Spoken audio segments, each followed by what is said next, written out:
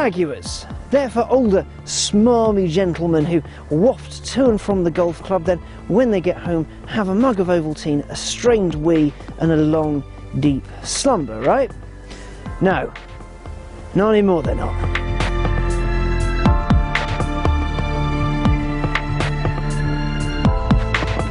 This is the Jaguar XKRS. It was formally unleashed on the world at the 2011 Geneva Motor Show and is, to put it politely, feral.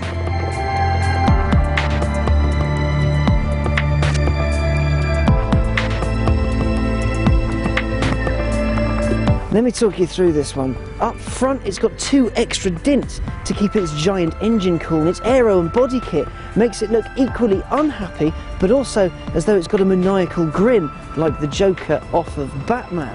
At the back, 4 exhaust pipes sit snugly in a massive splitter, and that's just beneath a giant carbon fibre wing. Now the wing is there for a very good reason. It's to stop that feral beast from spitting you off the road and eating you whole. This generation of XK was launched in 2006 following a reveal at the 2005 Geneva Motor Show.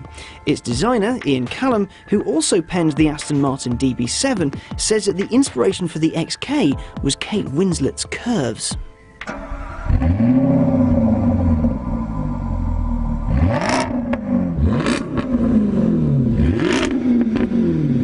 Does that mean I'm technically in Kate Winslet? Because I am entirely cool with that.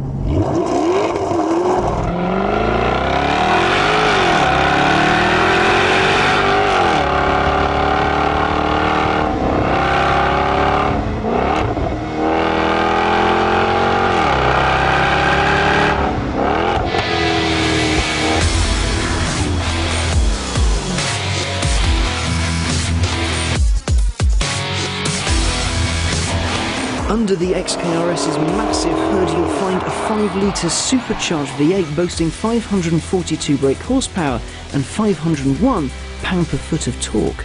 That's 40 more horses than the standard XKR, but that's not all Jaguar has done. They've not just upped the power and given us the same car. Oh no! They've fiddled with the suspension, the ECU, the traction control, basically everything under the skin to make this the most hardcore, most driver-focused and frankly a little bit mad experience you can have. And there's only 2 reasons I can think that they do this. The first, well, if you can build the best, then why not? And create the fastest production Jaguar that's ever been made.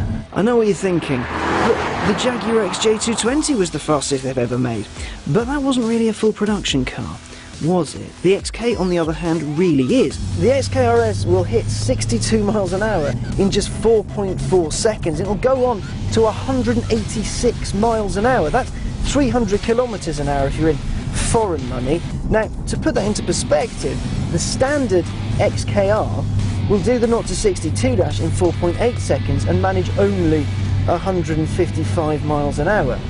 Now that puts the XKRS in some seriously fast company. You're thinking like top end of R8s and silly engine Vantages and Uber Porsches and things like that. One thing about this car, and any car like this with a big 5-litre supercharged V8 that you have to love, it's the noise. The noise this thing makes is just dirty, guttural and mechanical. Check this out, hang on.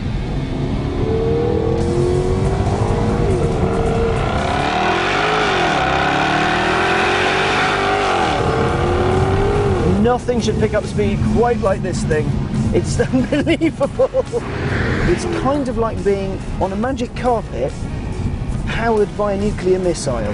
However, there is a downside to all the tweaking.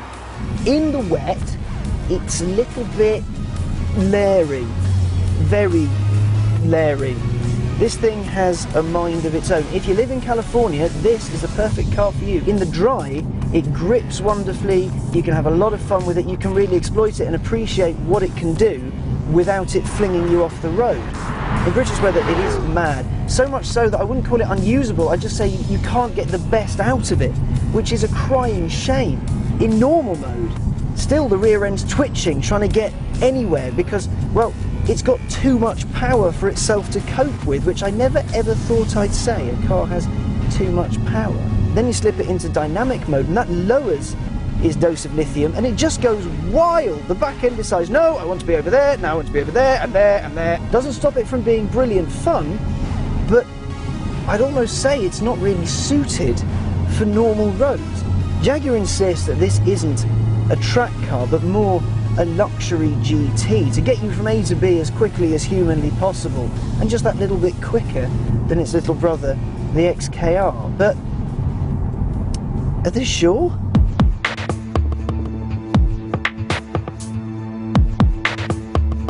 The XKRS is a powerful, indecently fast GT road weapon. It'll surprise, delight and, in the wrong weather, mildly terrify you.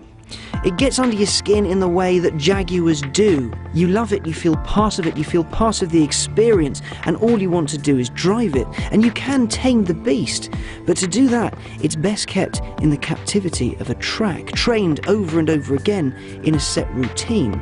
Of course, you can let it out every now and then, but I fear the best place to keep it is in a cage with plenty of space to play. You know what they say, the line between genius and insanity is a thin one. Would I have one? Oh yes, but I'd keep it in a padded garage.